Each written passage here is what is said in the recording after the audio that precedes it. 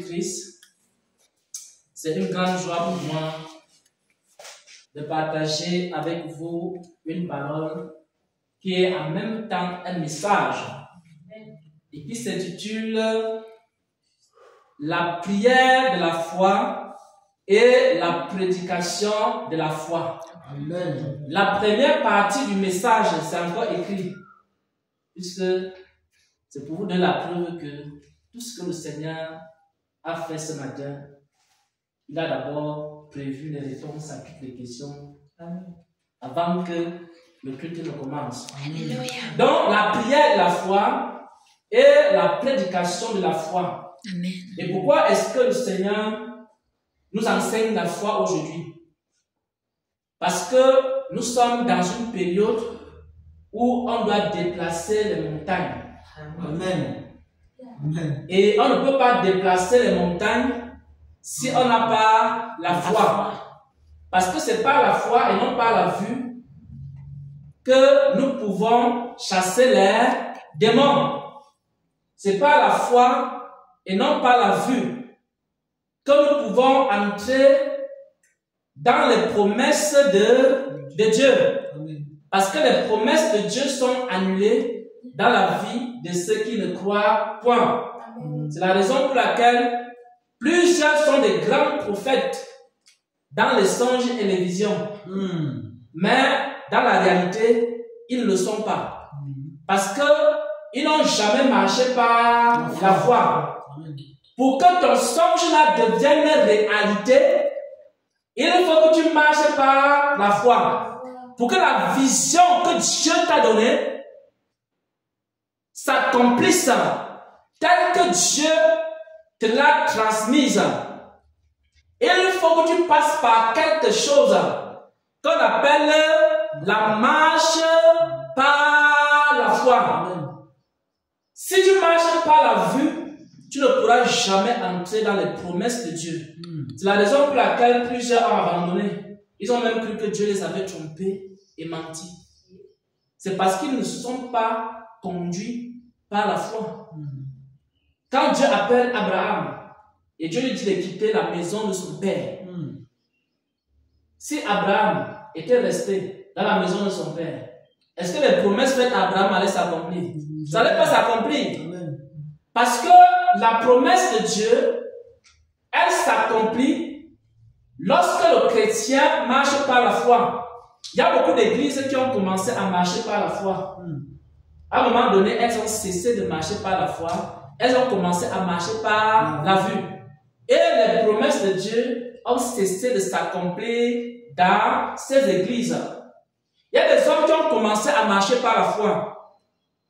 À un moment donné, ils ont arrêté de marcher par la foi. Et ils ont senti en eux-mêmes que la grâce de Dieu a commencé à diminuer dans leur vie. Parce que la foi vient de ce que on entend. Ça veut dire qu'à un moment donné, ils ont cessé d'entendre la voix de Dieu. C'est la raison pour laquelle dans beaucoup d'églises, on n'entend même plus la voix de Dieu. Parce que les gens ont tellement irrité le Saint-Esprit que le Saint-Esprit est parti. Et maintenant, chacun essaye de faire grandir l'église selon ses propres méthodes, ses techniques, ses tactiques, sa propre pensée. Et maintenant, on va voir un peu de tout. Et dans un songe en cette nuit, mes frères et sœurs, le Seigneur me parlait de cela. Il me parlait de ce qui se passe dans les églises et notamment en ce qui concerne la délivrance. C'est pourquoi j'intitule la première partie de ce message la prière de la foi. Parce que si quelqu'un marche par la foi, il va aussi prier par la foi. Amen. Parce qu'il y a des personnes qui prient, mais ils ne prient pas par la foi.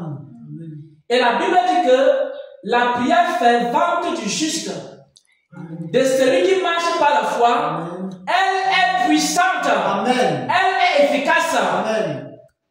C'est parce que nous avons cru à la prophétie qui est sortie ici, et nous avons fait une prière basée sur la prophétie, que par la suite, il y a une autre prophétie qui est sortie. Amen. Et qui parlait de quoi? Du pardon. Amen.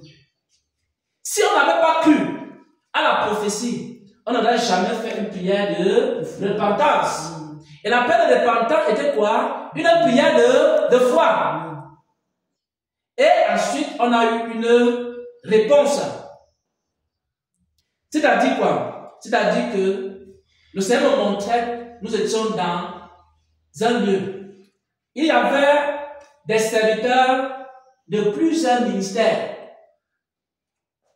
Et chaque ministère voulait démontrer comment il fait la délivrance. Vous savez aujourd'hui, si quelqu'un va sur Internet, il saisit comme mot-clé comment on fait la délivrance. Il va voir de toutes les couleurs sur Internet. Il va voir beaucoup de livres sur la délivrance. On va vous donner les 7 méthodes pour chasser le démon. On va vous parler de l'arme secrète pour déplacer un esprit impur. On va vous parler de la prière la plus efficace qui a été enseignée par tel grand prédicateur pour briser les chaînes et les liens, la malédiction. Et aujourd'hui, il y a des gens qui prient avec des gros livres. Quand il veut prier et faire la délivrance, il prend un gros livre. On lui dit, voici les 18 étapes pour que le démon se manifeste. Et qu'après, quand il s'est manifesté, on interroge le démon. Il nous enseigne d'abord et ensuite il part. Et on le chasse. Donc, il y a des gens qui font la délivrance avec des livres. Et le Seigneur nous montrait que nous étions dans un lieu. Et dans ce lieu, il y avait des serviteurs de Dieu. Il y avait des serviteurs de plusieurs dénominations. Et chacun avait sa façon de faire. Certainement, il y avait d'autres qui avaient toutes sortes d'huiles, d'onction et des eaux d'onction. Et des sommes. On dit que quand tu prononces le somme-ci, le démon ne peut pas rester dans le corps de quelqu'un. Il suffit de prendre le somme 90 ou alors de prendre le somme 131. Quand tu vas prononcer le somme 131, le démon va avoir peur et le démon va partir. Et chacun démontrait sa part. Mais les gens n'étaient pas délivrés. Et ensuite, on m'a donné la parole. Pour expliquer comment est-ce que la délivrance se fait. Et maintenant, j'étais en train de démontrer quelque chose. J'étais en train de dire que lorsque nous sommes en train de prier, parce que la délivrance se fait par la foi. Quand nous sommes en train de prier, alors Dieu dépose une parole en nous. Dieu dépose un message en nous. Dieu dépose une vision en nous. Dieu dépose une prophétie en nous. Dieu dépose dans tous les cas quelque chose en nous. Quand on commence parfois à chasser un esprit ou un démon, et quand on commence la prière, souvent on ne sait pas exactement, sauf si le Saint-Esprit t'a révélé à l'avance.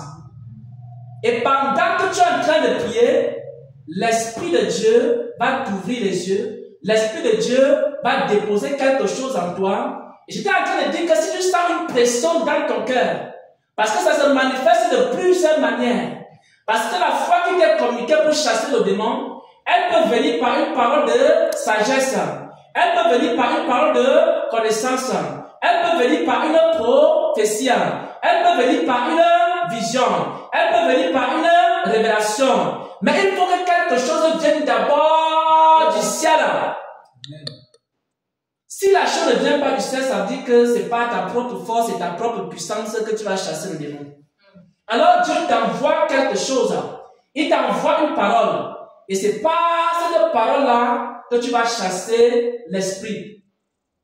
On va prendre le cas de ce qui s'est passé quand on priait pour la sœur divine. Parce que quand elle est arrivée, à un moment donné, j'avais demandé qu'on commence à chanter. Vous savez, quand je n'ai pas l'inspiration, je dis, allez, on chante. On n'a pas commencé par prier pour elle. Quand qu'elle est venue, nous avons fait quoi? On a commencé à adorer. Et pendant qu'on adorait, Dieu m'a communiqué quelque chose. Dieu m'a communiqué comment est-ce que je devais faire pour sa délivrance.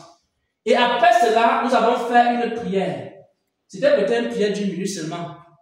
Mais en choisissant le chemin de Dieu. Et quand on a choisi le chemin de Dieu, qu'est-ce qui s'est passé? Directement, elle a été délivrée. Donc, j'ai d'abord reçu quelque chose de la part du Seigneur. Et c'est ainsi que la délivrance doit se faire. Elle doit se faire par la foi. Il y a une autre possibilité. Souvent, Dieu ne donne pas la foi aux prédicateurs. Soyez attentifs à ce que je vais dire là maintenant. Vous allez voir la femme atteinte d'une perte de sang. Comment elle a été guérie? En touchant le vêtement. En touchant le vêtement de Jésus. Pourquoi elle a touché le vêtement de Jésus? Parce qu'elle a Parce qu'elle a cru. Elle s'est dit en elle-même, si seulement je pouvais toucher le vêtement de Jésus. Et quand elle a reçu la foi, elle a touché le vêtement de Jésus et elle a été guérie. Il y a des personnes, pendant qu'on sera en train de prêcher, le Saint-Esprit va déposer quelque chose, pas sur le prédicateur. Je vais vous enseigner comment la foi fonctionne et ce qui va se passer. Donc il y a un premier cas où la personne arrive. Dieu dépose quelque chose dans le cœur du prédicateur. Le prédicateur sait comment il doit prier parce qu'il a eu une révélation. Deuxième cas, Dieu dépose la chose plutôt dans le cœur du chrétien. Et Dieu dit au chrétien, va te placer à côté du prédicateur seulement. Dès que le chrétien se place, directement, il est délivré. Va seulement toucher son vêtement. Dès qu'il touche le vêtement, la personne est délivrée. Et je crois que quand je priais une fois pour la sœur, elle avait des problèmes des yeux. Quand elle avait des problèmes des yeux, jamais quand les gens me posent des problèmes, je teste d'abord pour savoir s'ils ont la foi. Si moi-même je n'ai pas reçu quelque chose concernant la personne, je teste si la personne elle-même elle a reçu quelque chose. Parce que soit moi je reçois et je prie, soit la personne reçoit. Dans tous les cas, il faut que quelqu'un ait la foi. Soit le prédicateur, soit la personne. Alors, dans ce deuxième cas, elle est venue me voir. Elle avait mal aux yeux. Je lui ai demandé si elle est partie à Bafoussam pour aller voir les médecins, les ophtalmologues. Après, je crois qu'elle m'avait répondu qu'elle était fatiguée de cette vie et elle avait dit que tu vas prier maintenant pour moi. Et quand elle a dit cela, je suis resté, j'ai dit forcément elle a la foi. Et comme elle a la foi, je vais prier pour elle. Vous connaissez un peu la guérison du lépreux dans Matthieu 8. C'est la première guérison qu'on trouve. Il y a un lépreux qui se présente devant Jésus. Il dit quoi? Si tu le veux, tu peux me rendre pur. C'est-à-dire que le lépreux avait la foi que Jésus pouvait le rendre pur. Et Jésus a dit, je le veux, sois pur. Et c'est comme ça qu'il a été purifié parce qu'il avait la foi. Amen. Il y a aussi la guérison du serviteur du centenier. Le serviteur du centenier croyait que Jésus pouvait le faire. Amen. Et Jésus l'a également fait. Au point de déclarer qu'il n'a jamais vu une aussi grande foi. Même en Israël. Ça veut dire qu'il y a aussi des situations où quelqu'un va se présenter devant vous. Soit elle va vous dire que le Seigneur l'a envoyé vers vous pour que vous priez. Soit elle va venir avec une certaine foi, une détermination. Cette personne a prié pour elle, vous allez voir le résultat. Amen. Quand la famille est venu ici. Vous voyez? Ils avaient d'abord prié. Et ils avaient la foi que si je prie pour eux, les situations de leur famille devaient être résolues. Le frère même avait dit ça. Quand ils sont venus, quand ils sont arrivés ici, ils ont commencé à poser les problèmes lorsqu'on est en prière. Et ils avaient la foi, parce qu'ils avaient demandé, parce qu'ils avaient causé avec le Seigneur. Tu penses que qui, dans ce pays, peut prier pour toi pour ta délivrance de la famille? Et le Seigneur avait répondu. Ils avaient choisi que c'est moi. Ils sont venus. Quand ils sont venus, ils croyaient déjà. Et quand j'ai prié pour eux, directement, les problèmes qu'il y avait ont commencé à partir. Pourquoi? Parce que Dieu leur avait donné quoi? La foi. Et avec cette foi-là, on a eu à prier. Voyez donc maintenant que la guérison, la délivrance, ça se fait par quoi? Par la foi. On n'a pas besoin d'aller interroger les esprits. On n'a pas besoin d'aller causer avec les démons. On a juste besoin de recevoir quelque chose de la part du Seigneur. Amen. Sur la base de ça, on va chasser le démon. On va recevoir parfois, quand tu pries pour un malade, tu peux avoir une vision et tu vois l'esprit qui est derrière. Tu peux avoir une parole de connaissance, c'est toujours la foi. Il faut que vous compreniez que les dons spirituels, ce sont des véhicules de la foi. Donc, dans une église où il y a les dons spirituels, il y aura forcément les miracles dans cette église. Amen. Parce que quand vous obéissez à une parole de foi, automatiquement, il y a un miracle qui se produit.